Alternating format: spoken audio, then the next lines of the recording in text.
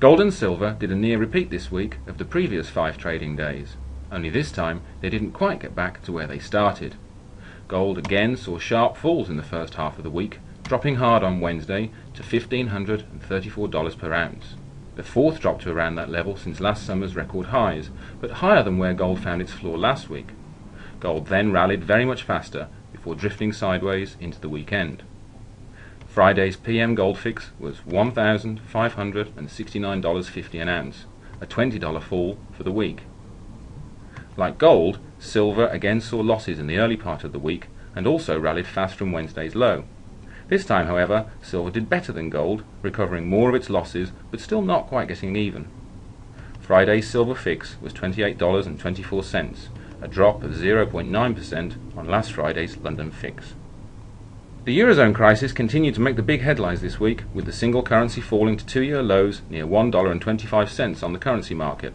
A Greek exit from the currency zone, known as the Grexit, was openly discussed by officials in Brussels, albeit anonymously, and contingency planning is now underway according to press reports. Financial analysts put the odds of Athens quitting the euro around 50-50. Citigroup economist Michael Saunders forecasts the most likely date for the Grexit as New Year's Day 2013. Such fears continued this week to push up the price of so-called safe haven government bonds.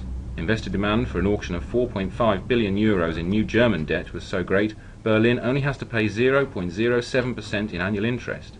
French bond yields hit new record lows of their own, while the United Kingdom, like the United States, is now paying just 1.76% per year on its 10-year debt. That's barely half the pace of UK inflation and less than 1/3 the average yield paid by the UK over the last 2.5 centuries. Central banks are of course big buyers of these safe haven bonds, but emerging economies are also buying gold, adding 80 tonnes overall in the first 3 months of this year and adding another 40-odd tonnes in April, according to data released this week by the IMF. The Philippines bought the lion's share of that gold, adding more than 30 tonnes, its largest one-month purchase since September 2008. Russia said it's buying considerable quantities too, although it doesn't plan to match last year's 100-tonne total. Next week we'll see New York close for Memorial Day on Monday. The European Central Bank will be watching closely for Germany's latest inflation data on Tuesday, with the United States monthly employment report then due on Friday.